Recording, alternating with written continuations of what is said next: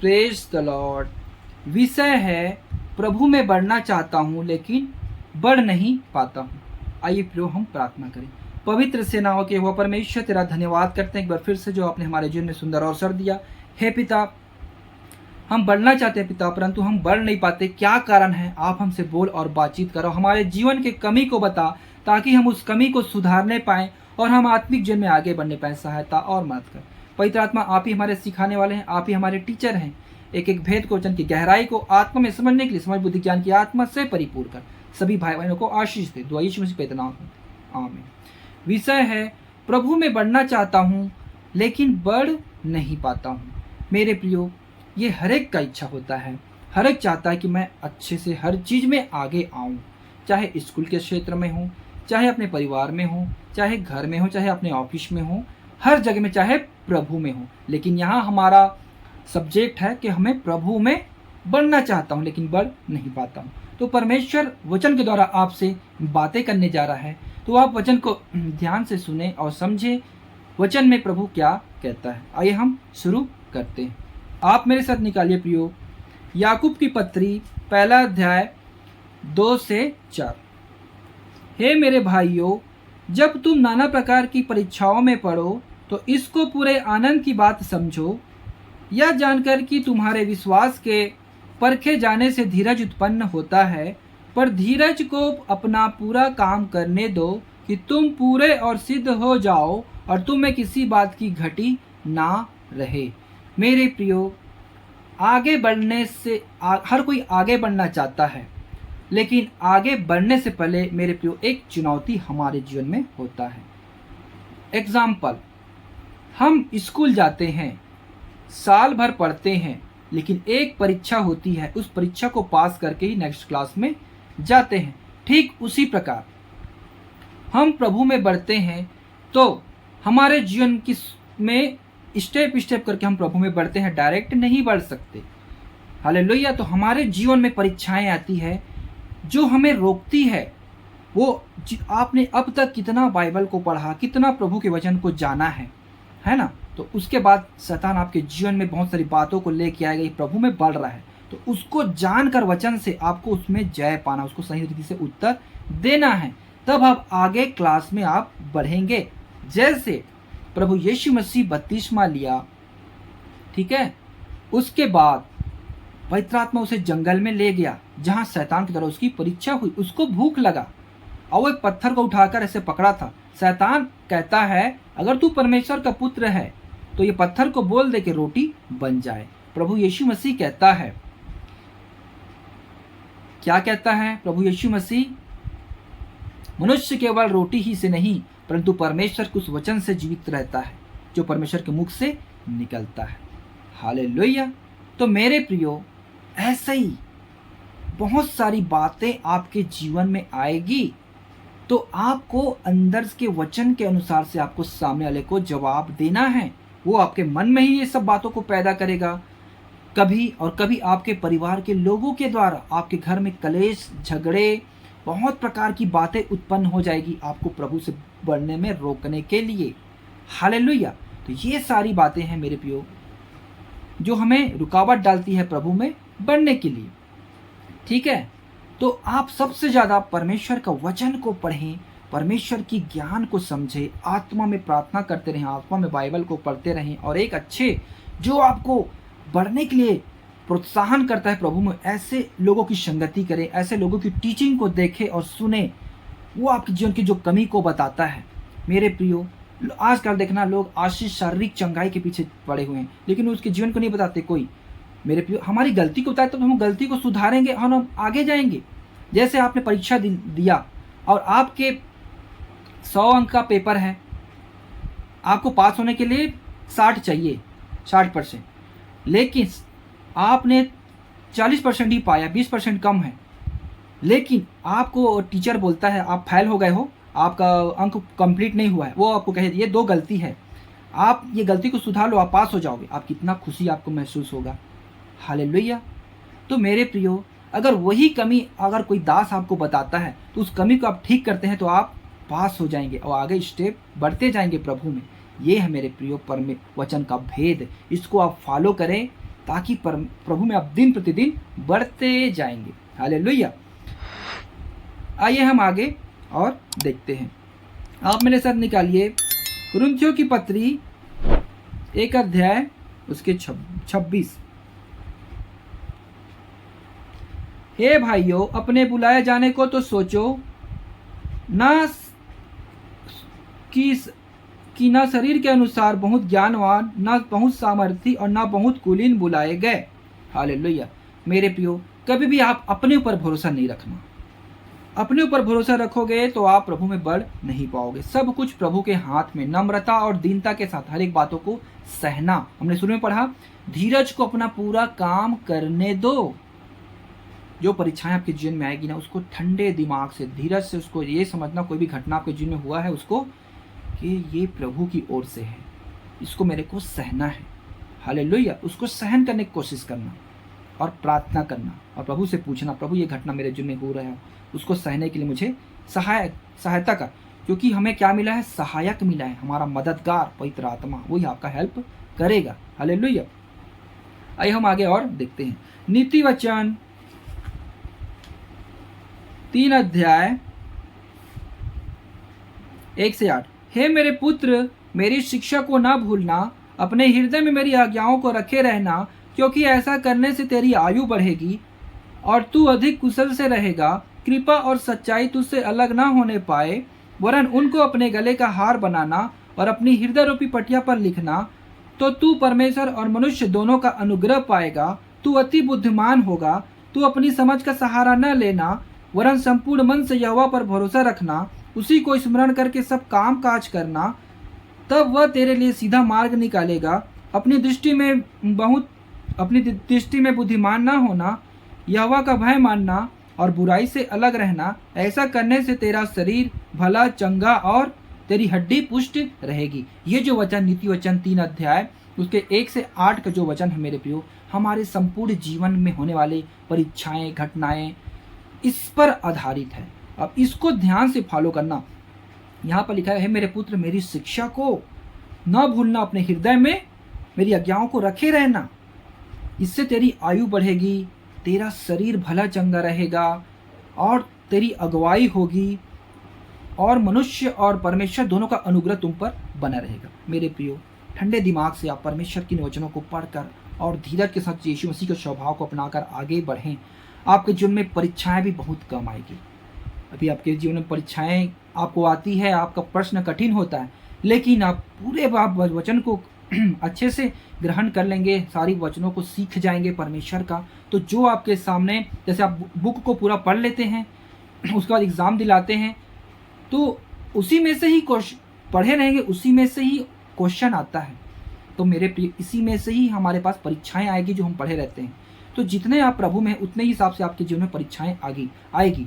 तो आप अच्छे से पढ़ें, समझें, ताकि जो परीक्षाएं आए तो उसका जो क्वेश्चन आए वो आपके लिए सरल बन जाए। हालेलुया, आमीन। इसलिए मेरे प्रियो, ये जो वचनों को आप ध्यान से पढ़ना, समझना और भय मानते हुए चलना। आपके जीवन में कोई भी परीक्षाएं आएगी, आपको ऐसी लाइटली आपको उसको पूरा कर लोगे और नेक्स्ट स्टेप में आप बढ़ते जाओगे। हालेलुया। आप मेरे साथ निकालिए प्रियो, दूसरा पतरस 3 का दूसरा पतरस पहला अध्याय 3 से 11। क्योंकि उसकी ईश्वरीय सामर्थ्य ने सब कुछ जो जीवन और भक्ति से संबंध रखता है हमें उसी की पहचान के द्वारा दिया है, जिसने हमें अपनी ही महिमा और सद्गुण के अनुसार बुलाया है, जिनके द्वारा उसने हमें बहुमूल्य और बहुत ही बड़ी प्रतिष्ठा दी है, ताकि इनके द्वारा तुम उस सड़ाहट से छूटकर जो संसार में बुरी अभिलाषाओं से होती है, ईश्वरीय स्वभाव के सहभागी हो जाओ। इसी कारण तुम सब प्रकार का यत्न करके अपने विश्वास पर सद्गुण और सद्गुण पर समझ और समझ पर संयम और संयम पर धीरज और धीरज पर भक्ति और भक्ति पर भाईचारे की प्रीति और भाईचारे की प्रीति पर प्रेम बढ़ाते जाओ। क्योंकि यदि ये बातें तुम में वर्तमान रहे और बढ़ती जाए तो तुम्हें हमारे प्रभु यीशु मसीह की पहचान में निकम्मे और निष्फल ना होने देगी। क्योंकि जिसमें ये बातें नहीं, वह अंधा है और धुंधला देखता है और अपने पिछले पापों से धुल कर शुद्ध होने को भूल बैठा है। इस कारण हे भाइयों, अपने बुलाए जाने और चुन लिए जाने को सिद्ध करने का भली भांति यत्न करते जाओ, क्योंकि यही यही यदि ऐसा करोगे तो कभी भी ठोकर ना खाओगे, वरन इसी रीति से तुम हमारे प्रभु और उद्धारकर्ता मसीह यीशु मसीह के अनंत राज में बड़े आदर के साथ प्रवेश करने पाओगे। हालेलुया। तो मेरे प्रियो, ऐसे प्रभु वचन आपको जो ये मिला है, अपने मैंने आपको क्या बोला धीरज से, है ना, धीरज से उसको सहना है, धीरज को अपना पूरा काम करने दो। सबसे पहले मैंने पढ़ा याकूब की पत्री पहले अध्याय में, ठीक है, 2 से 4 वचन में, धीरज को अपना पूरा काम करने दो परीक्षाओं में। तो मेरे प्रियो, आप प्रतिदिन प्रभु में बढ़ते जाएंगे। अब ठंडे दिमाग से कोई भी सोचेंगे तो कोई भी क्वेश्चन का हल आसानी से निकल जाएगा। एक वचन और आइए हम देखते हैं, दूसरा पत्रस 3 का 14 से 18। इसलिए हे प्रियो, जबकि तुम इन बातों की आस देखते हो, यो यत्न करो कि तुम शांति से उनके सामने निष्कलंक और निर्दोष ठहरो, और हमारे प्रभु के धीरज को उद्धार समझो, जैसा हमारे प्रिय भाई पौलुस ने भी उस ज्ञान के अनुसार जो उसे मिला तुम्हें लिखा है, वैसे ही उसने अपनी सब पत्रियों में भी इन बातों की चर्चा की है, जिनमें कुछ बातें ऐसी हैं जिनका समझना कठिन है, और अनपढ़ और चंचल लोग उनके अर्थों को भी पवित्रशास्त्र की अन्य बातों की तरह खींच तान कर अपने लिए नाश का कारण बनाते हैं। इसलिए हे प्रियो, तुम लोग पहले ही से इन बातों को जानकर चौकस रहो, ताकि अधर्मियों के भ्रम में फंसकर अपनी स्थिरता को कहीं हाथ से खो न दो, पर हमारे प्रभु और उद्धारकर्ता यीशु मसीह के अनुग्रह और पहचान में बढ़ते जाओ। उसी की महिमा अब भी हो और युग होती रहे। हालेलुया। मेरे प्रियो, प्रभु का वचन यहाँ पास कहता है कि निष्कलंक और निर्दोष ठहरो। मेरे प्रियो, और यहाँ पे हम ये पढ़ते हैं कि कई लोग चंचल मन वाले लोग पवित्र शास्त्र के वचनों को तोड़ मरोड़ कर बताते हैं। मेरे प्रियो, मैं आपको शुरू में क्या बोला, शारीरिक बातों के लिए जो फोकस करता है मेरे प्रियो, आप शरीर के पीछे के लिए आप ध्यान देंगे, आप कभी भी बढ़ नहीं पाएंगे। शरीर पर मन लगाना मृत्यु है, और आत्मा में मन लगाना अनंत जीवन है। हालेलुया। तो मेरे प्रियो, यही भेद है।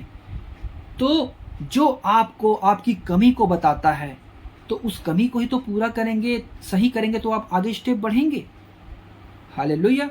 तो आप वचन को ऐसे सुने, सीखे, पढ़े, जाने, और ऐसे लोगों की संगति करें जिसमें आपको फायदा हो, आपकी आत्मिक ग्रोथ हो, आपकी आत्मिक भलाई हो, शारीरिक भलाई, सब कुछ। अगर आप भक्ति के साथ जीवन बिताएंगे, आपको किसी बात की घटी ना होगी। लेकिन आप सिर्फ शरीर के पीछे चलेंगे, प्रभु आपके पॉकेट में पैसे डाल रहा है, बैंक में पैसे डाल रहा है, आपके जीवन में कोई बीमारी ये नहीं आएगी, ये मेरे प्रियो एक प्रकार का धोखा है। ये दूसरा यीशु है। हालेलुया। जो शरीर की ओर खींचता है, वो नहीं चाहते कि यीशु मसीह के कारण हम शरीर में दुख उठाएं।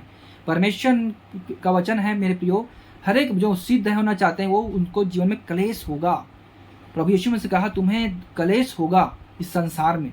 हालेलुया। वो भी वचन हम आगे देखेंगे। मेरे प्रियो, कष्ट के द्वारा ही हमें परीक्षाओं में पास होना है। बिना कष्ट का, बिना हम सिद्धता की ओर नहीं बढ़ सकते, क्योंकि यीशु मसीह के साथ हुआ। प्रभु कहता है अगर इन्होंने मेरे साथ किया तो तुम्हारे साथ भी करेंगे। इसलिए आप बात को ध्यान देना। ये थोड़ा सा हल्का सा कलेश को हमें सहना है मेरे प्रियो, उसके बाद हमें आगे बढ़ना है। प्रभु हमें अनंत जीवन के लिए ठहराया है। आइए हम एक वचन और देखते हैं। आप मेरे साथ निकालिए यूहन्ना रचित सुसमाचार 16 अध्याय उसके 33।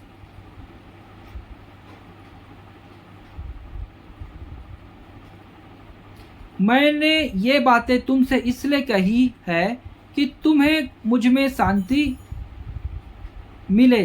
संसार में तुम्हें कलेश होता है, परंतु ढांढस बांधो, मैंने संसार को जीत लिया है। प्रभु यीशु मसीह कहता है अपने लोगों को, मेरी प्रभु तुमको शांति मिले, लेकिन संसार में तुम्हें कलेश होता है, लेकिन ढांढस बांधो, मैंने संसार को जीत लिया है। मेरे प्रियो, आपको समझ में आया? संसार में हमें कलेश ही होगा, इसलिए परमेश्वर ने हमें सहायक दिया है उसको सहने के लिए। पवित्र आत्मा कौन है? सहायक। मतलब हमारे जीवन में परेशानी आएगी तभी तो उसने सहायक दिया हमारी हेल्प करने के लिए। हालेलुया। आप किसी काम को कर नहीं पाएंगे, उसको उठा नहीं पाएंगे, तो आपको एक सहायक की जरूरत पड़ती है, तो आपको थोड़ा सहायता करे तो आप उसको उठा ले। उसी रीति से एक वचन और पढ़ेंगे प्रियो, उसके बाद हम प्रार्थना करेंगे। मैं विश्वास करता हूं आपने अच्छे से सीखा और समझा। परमेश्वर और आपकी बुद्धि को खोले। मेरी ये परमेश्वर से दुआ है। आप मेरे साथ निकालिए प्रकाशित वाक्य 2 अध्याय उसके दूसरे 10वें वचन को। जो दुख तुझको झेलने होंगे उनसे मत डर, क्योंकि देखो शैतान तुम में से कुछ को जेल खाने में डालने पर है, ताकि तुम परखे जाओ, और तुम्हें 10 दिन तक कलेश उठाना होगा।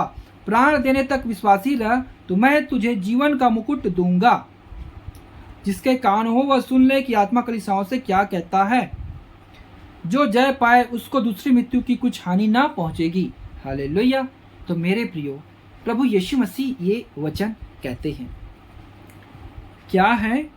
प्राण देने तक विश्वास योग्य रह तो जीवन का मुकुट मिलेगा। हमें प्राण देना नहीं है, लेकिन अगर ऐसा आ जाए तो हम उसके लिए तैयार रहें, क्योंकि हमने निर्णय लिया था। कब?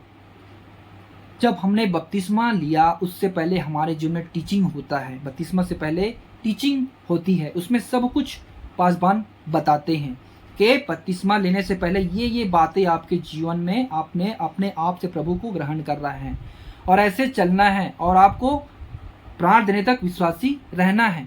तब हम और पीछे लौट के नहीं देखना। हमने गाना भी गाते हैं, यीशु के पीछे मैं चलने लगा, यीशु के पीछे मैं चलने लगा, ना लौटूंगा, ना लौटूंगा, ना लौटूंगा, ना लौटूंगा। हालेलुया। तो मेरे प्रियो, गाना को याद रखें और परमेश्वर के भय को और उनके वचनों को अपने हृदय में पूरा डाल के रखें। सारे वचनों को आप अपने अंदर डाल लें, ताकि जो भी परेशानी परीक्षाएं आएगी हमारे मसीह जीवन में आगे बढ़ने के लिए, उस परीक्षाओं का पास करें और आप बढ़ते जाएंगे। तब होगा, प्रभु में बढ़ना चाहता हूँ लेकिन बढ़ नहीं पाता हूँ, ऐसा आप नहीं कहेंगे। उसके बाद आप कहेंगे, अब मैं लोगों को प्रभु में और बढ़ाना चाहता हूँ और बढ़ाते जाऊँगा। आमीन। ऐसा ही आप पूरा हो जाएंगे। परमेश्वर में से मेरी ये प्रार्थना है। आमीन।